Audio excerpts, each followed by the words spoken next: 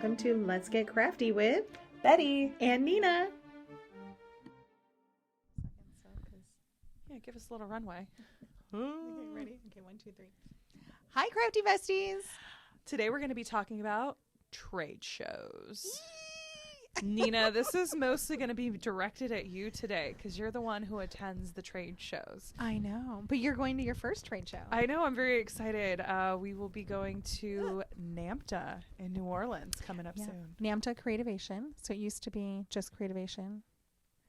And then NAMTA is the fine art show. And now they had a baby and they are NAMTA Creativation. Okay, so for people who don't know any of the words that you are saying right there, talk about fine arts, talked about paper crafting, talk about what the show means to people who aren't in the owner business, like who don't own a craft store.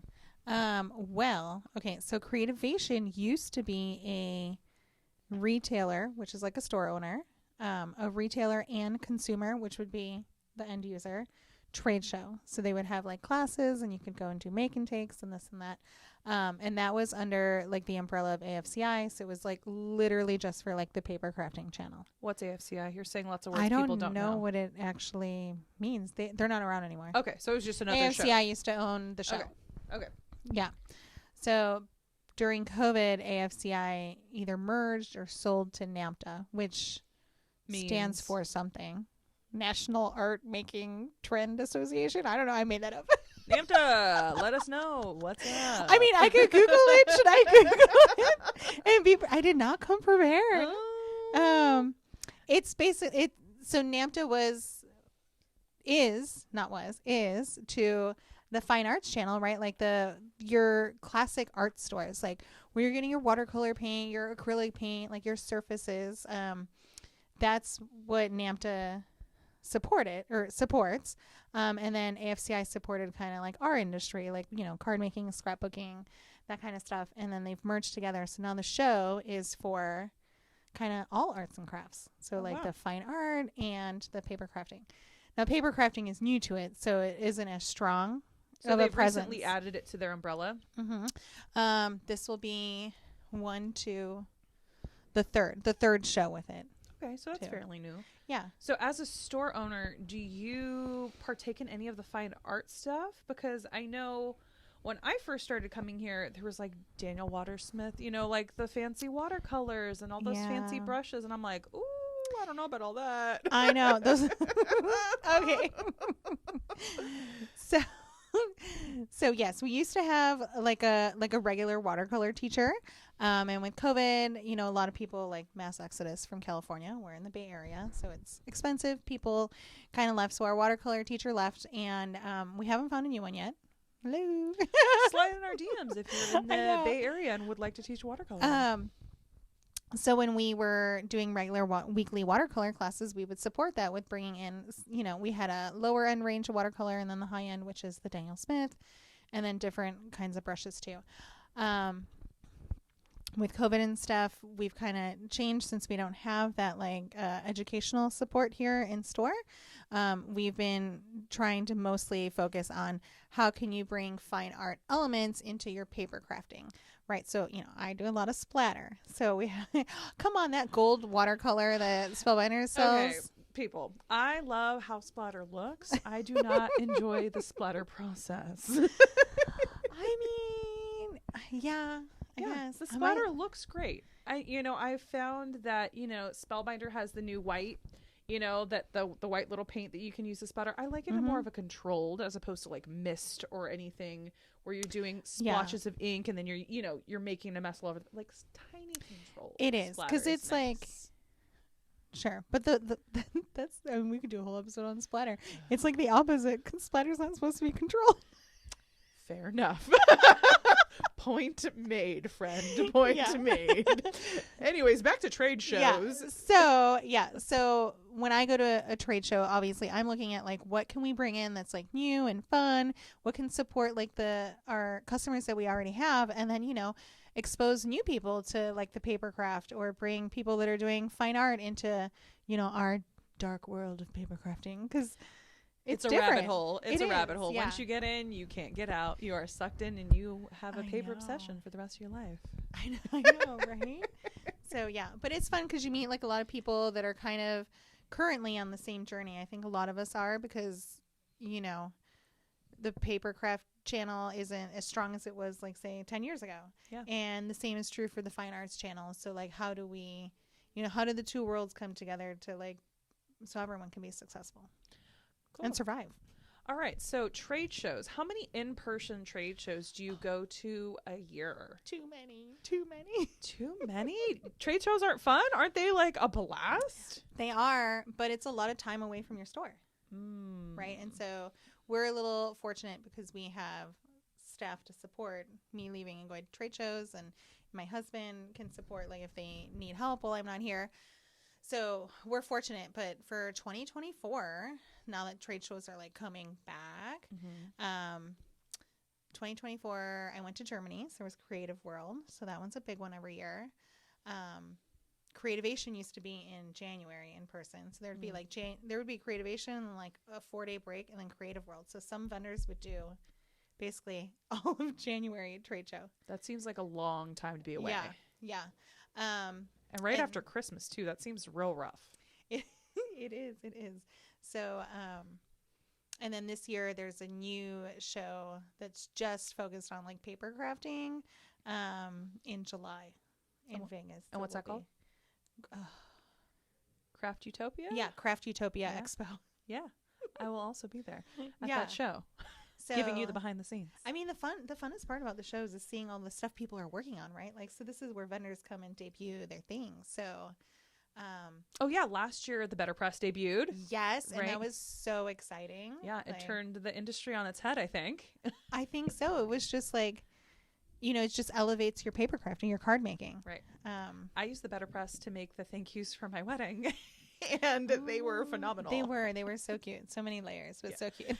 So much How much rolling. But they cream. were really worth it. I think I rolled for 3 hours one day. It was just like, Yeah, but they were gorgeous, and it just gives it that, especially for a wedding. Like, yeah, it's great. I mean, I don't know. very fun. Okay, so this year we have NAMTA at the end of the month, which is very exciting. Yeah. And then we have Craft Utopia. Those are the two big trade shows for this year outside of Creative Worlds, which was already happened, right? So talk about virtual trade shows, because I know that is not your favorite thing in the world. Oh, because we have the virtual grave show graveyard over there. Yeah. So I know typically when I come in, Nina's like, I have another box of trade shows. I'm like, oh. It's true. Okay, like, can we just say, like, having a craft store is hard right now. Yeah. Like, you, the FOMO is strong. So, like, if you don't do a virtual trade show, we have FOMO not doing the trade show. Just as much FOMO as people have of not, you know, getting the latest release or having full set syndrome. Like, it happens on our side, too.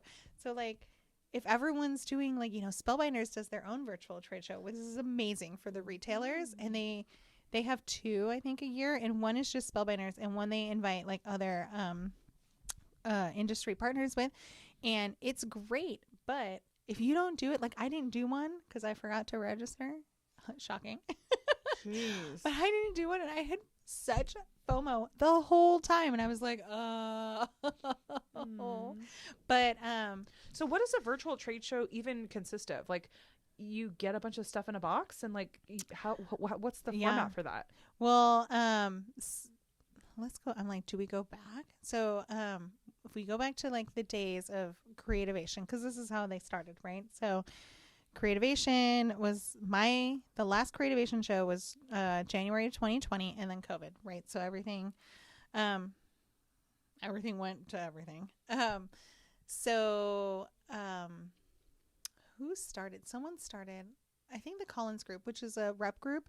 So sometimes it's a sales group, right? Yes, it's a sales group. So like, we don't order direct with everything, like on a website with everything. We have sales reps that come and like help us do our orders and show us new product and stuff. So the Collins Group put on a virtual trade show, and it took like the best parts of the in-person shows, which is education. So as store owners, we would go and we would have education days where we would run through new product. They would teach us things, and we would come back and teach them at our store.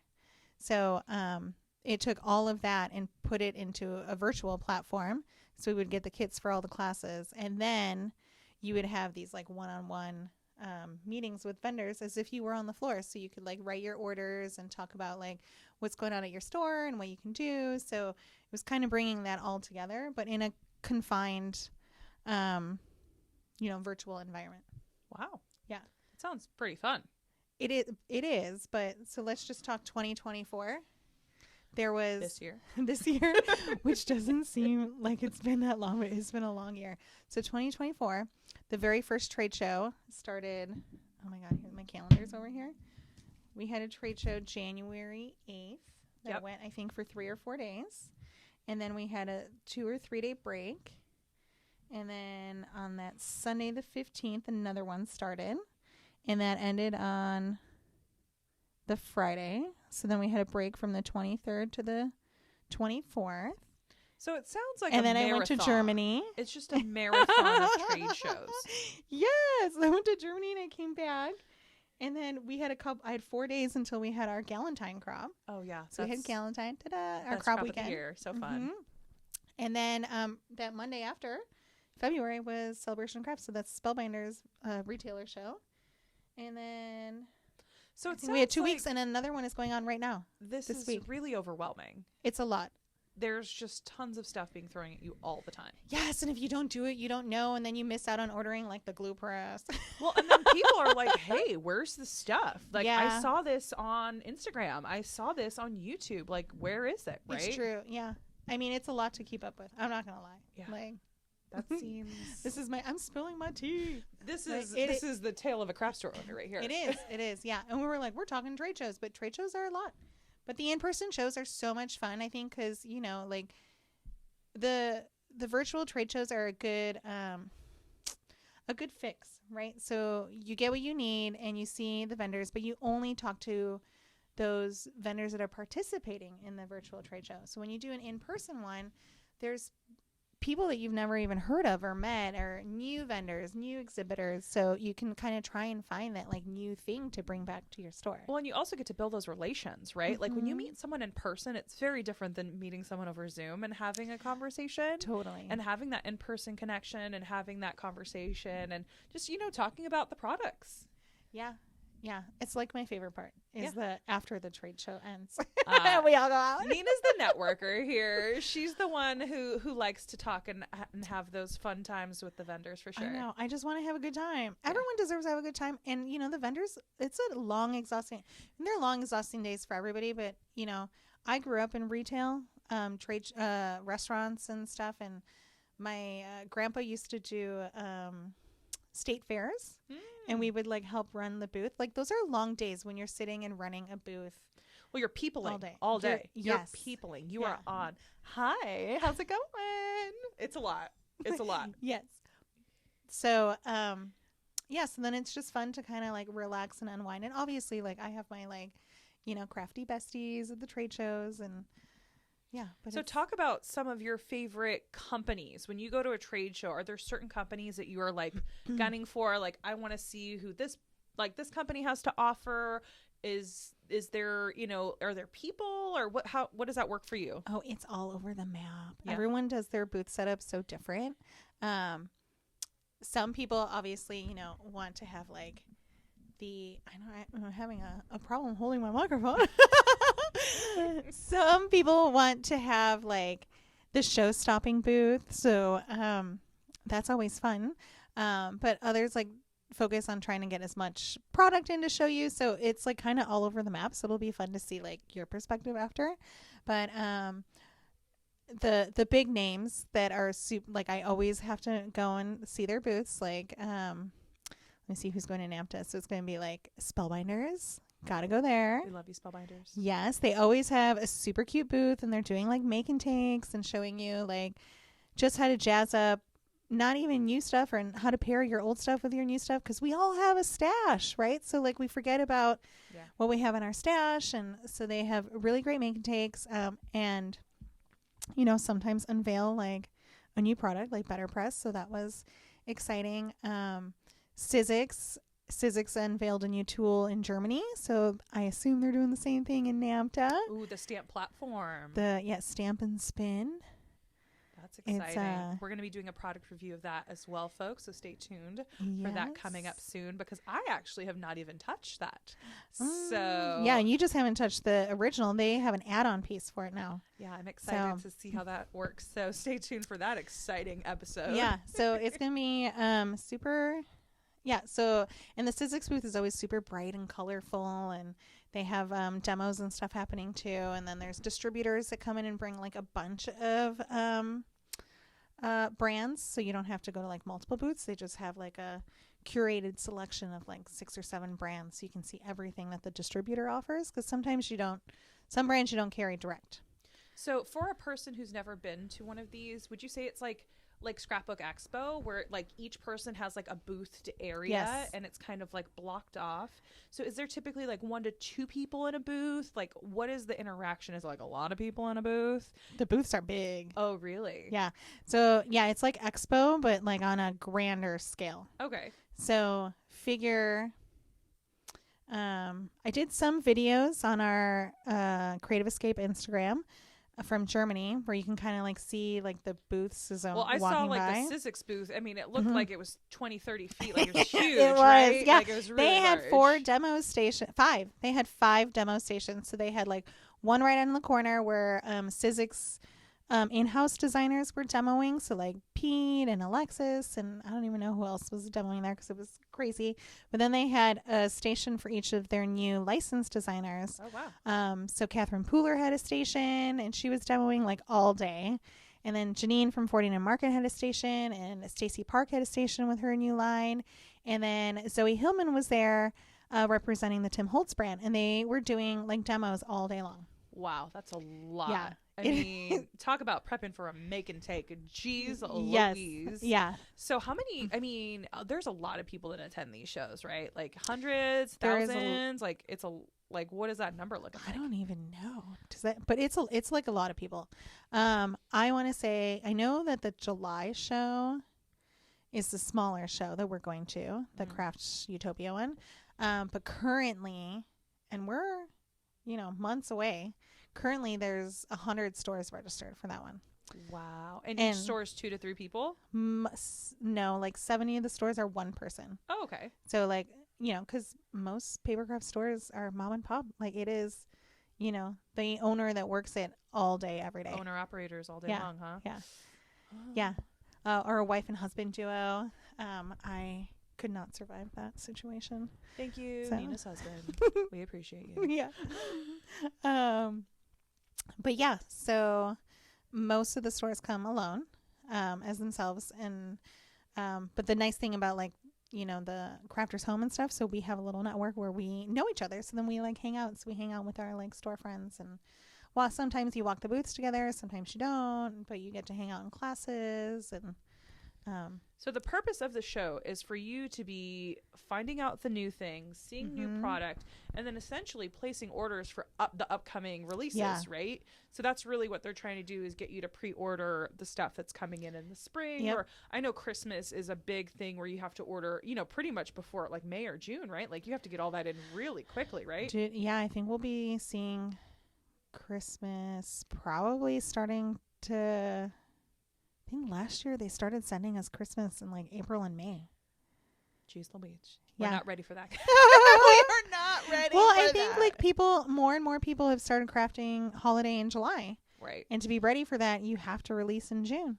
Well, I think that's really fun too, because I think once you get past Halloween, the holidays are in full swing and you have no time. Yeah. Right. So it gives people who have that summer time to really be able to put some time aside and craft. Right. Yeah.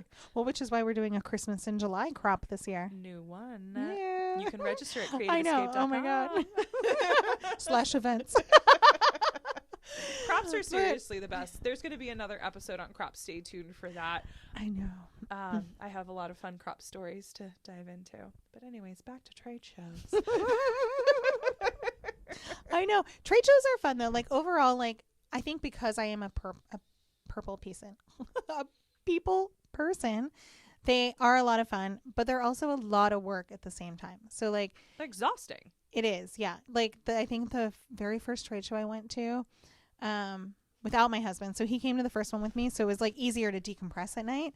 But the second one I went to by myself, and I just sat in my hotel room and I was like, oh my god, I am just overwhelmed. And then you have catalogs, and you're like, how am I going to get through all these? Like, what am I going to order? You Like, need what a are lot people? of sticky notes. Like there's a lot of page flags needed for these. Totally. So now I've gotten smart. I've gotten a little smarter. I shouldn't say smart. So then I try to go live at trade shows or do little reels so you can see what's happening. Because that reminds me what I think was cool. Fair. Yeah. So, and then based on like the comments that people comment, I'm like, okay, yes, we got to order that. Like if people are like, oh my God, I love that. It's so cute. Like, okay, we're bringing that in. And if no one comments on something, then I'm like, oh, It's a miss. or bring it in very tiny. So, and then I take pictures on my phone now too, so I can remember like what my priority things are. But it's you'll see, it's a lot. I'm really excited. And this one, talk about cities. Because I've heard you say A cities and B cities, and what does that all mean to people? I know. Well, that's just how expensive a city is. Okay. So, well, you're in the event industry. I am indeed. I am. Yeah. So, like, I think San Francisco is like an A city San because it's Francisco expensive. is an A city. So we'll be going to New Orleans. Yes, which is an A city. Right. So it's not the least expensive place to travel, to say the least. No, which is why there's not a ton of Papercraft stores going. See. So Yeah. conventions, listen up. I know they are. Everyone's trying to find out what the best fit is for our industry, our channel. But it takes time to figure out what that looks like. Right. Especially after a merger, and then like, who would have predicted COVID? And Yeah, it really turned the industry on its head for yeah, sure. yeah. So we have that. But New Orleans, because it's expensive to get to, it's expensive when you're there. Like they call it an A city. Last year was in Ohio, Columbus, Ohio, and it was a B city, I believe. Oh, how was 'Cause- Columbus? It was rad. Yeah. Yeah, I've never been, and I grew up in Chicago. Oh, shout out. Yeah. Shout out to Columbus, Ohio. I know, it was rad. They had really cute bars, like, and right across from the convention center, so it was very walkable. Like, So you didn't have to Uber everywhere. You didn't have to Uber everywhere. Oh yeah, we didn't at all. I didn't even rent a car. We like Ubered from the airport to the hotel, and then it was literally very walkable. There was even a pizza place. I shouldn't even. There was even a pizza place across the street that was selling Jello shots. So you can, Jello yeah. So we shots. went and got lunch, and we got Jello shots, and then we got Midday. midday, do a little day drinking. Well, sometimes classes get long. Wow, makes your glue applying real straight there. If you thought my precision glue press was great, yeah. But because you're also trying to have a good time with people and learn course. things, so it was super fun to like do some Jello shots in the middle of the day, and because we don't have kids with us, we don't have husbands with us, we're not on call on like the store. I mean, we are on call, like people are texting and stuff, but you're not like in the trenches. We're just like, okay, like how does this look? And sometimes we get a little giggly, so Stay sorry tuned. whoever was teaching that class. I will have the behind the scenes for New Orleans. Stay tuned. Yeah. New Orleans will be fun. But yeah. Oh, Columbus was rad. And the year before the NAMTA show was in Orlando. Ooh. Yeah. That was hot. Yeah. There's Florida situations. Yeah.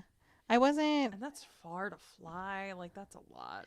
It was really far for us to fly. So that was a lot. And then Because we're on the West Coast. it was hot. And it was a walk. Like it wasn't as close. I think the awesome part about Columbus is everything was so close. And there was lots of choices to eat. Not so much in Orlando where the convention center was, Got it. but we'll see for New Orleans. Yeah, I can't wait. I'm very Yeah. excited to be taking you guys along on the behind the scenes journey at NAMTA New Orleans. Nina, do you have Yeah. anything else that you would like to tell the people about trade shows and what that means to you as a business owner? What do trade shows mean for Crafters Home? Well, that's where I put on that hat. And I try to find new vendors to partner with us, right? Make connections, meet new stores, like come join our like community, and we're fun. Well, and also you serve as a purpose. You really, help tie stores together, because if you're an independent store and you don't have anybody else to talk to or shoot ideas off of, right? That's the whole point, right? Yeah. We have actually our 2 newest members, I think, have just opened their stores, or very recently opened their stores, like within the last year. So it's a good support for that, because we have multiple threads. We have text threads, we have a Facebook group, and just to stay connected. And you see a new question pop up and you're like, oh, I remember being there. Like, yeah. Well, yeah. And there's so many people who can help and reach out, and there's just so many options to not be alone anymore. Totally. And during COVID, we were all like throwing stuff at the wall to see what was going to stick. Like, is this cool? Is this going to be exciting? Or I don't know. But yeah, I'm excited for New Orleans, but I'm a judge. Oh, that's going to be exciting. I know. So that was I'll be super recording exciting. for that. That's going to be wild. Yeah. So you're going to be judging best new product? There's like 6 categories. I don't even know. They said like when you get there, we'll give you a book. A booklet. I know. I was like, like have a you booklet. Been briefed? I think you need to do some homework before. I know. There's like 6 or 7 awards. I think like best new exhibitor, best new tool, I don't know, cutest booth or something. I don't know. There's like 6, Wow, 6 or 8 different things. Pressure. Yeah, and then you get to. I mean, it sounds like it's like a book, but it's probably like a little booklet to skim through. Yeah, but that'll be exciting. That's like day 1 of like walking the floor. So, yeah, and then meetings. And my favorite part about trade shows personally is hanging out with the vendors and like just because everyone's so excited about what's coming out, is like, okay, how can we do a class with this? Or what would you do with this for a class? Or, can we do something special for one of our crops? Like lots of energy. Yeah. And for our crops, like we don't do food, so we do table favors like each day. And I gotta say, the table favors in the past year have gotten good. Dope. They've been so good, and each day they're exciting and different. And it's not only for scrapbookers or card makers, it really crosses between everybody. And I must say, you've been doing a good job of not doing the same vendor every time. Like, it's been rotating. So there's different products. So there's been Sizzix, there's been Spellbinders, there's been Violet, there's been all these new companies, and it's really exciting to see, because I wouldn't necessarily buy something, but if I got it as a table favor, I'm gonna try it out. Like, I know. Well, and especially if like there's a new brand like that Violet Studio, we don't carry it yet. I've never seen that in my life, and I was like, wow, this is a really cute Easter collection. Yeah. But we brought it in for that, and everyone loved it. Yeah, it was a big hit. Because I was on the fence. And it was a lot of value. Like, it was the entire paper collection. It was wild. All the embellies, all the papers, envelopes. Like, it was such a good value. And that's included in the price of a crop, which I feel is pretty great. Yeah, well, we want, and selfishly, I use crops as like a focus group. Well, it's 30 people in a room. Yeah, 30, right? 32 people. Yeah. And then you watch and you see like, if they don't open something, you're like, oh, yeah, okay. Like, that's not going to trend. So, usually I pick something that there's other things coming in the pipeline. Right. So I know ahead of time, right? Like, but yeah, it's a great. So I find like trade shows for me like a great way to kind of work on those projects. Because you have so many, like you'll walk around, like some of the booths just have so much stuff in them that you want to like see, and you're like, where do I start? And then you're like, oh, well, that would be really cool if we did like this. And also sensory overload. It is sensory overload, but then you also get to meet people like Denzel from Spellbinders. Yeah, so I would never have met Denzel if it wasn't for the Ohio Trade Show, probably. But he, was working on the Better Press for so long, and then he was out there like cranking it out, demoing it, and talking about like how he, how involved he was with that and all that. And I think that's our next podcast, right? Yeah, stay tuned, guys. We are heading to Arizona to go to Spellbinders HQ, and we're going to be doing some fun interviews, one of which will be Denzel. And he is a lot of brains. He's a lot of brains. Fascinating. So that's my favorite part, I think, is meeting all the people and hearing all their stories and working together with everyone. But they're all so easy to work with. Yeah. from my experience, because I'm just getting into this world as just a regular craft consumer, I'm nobody here, guys. I'm just hanging out.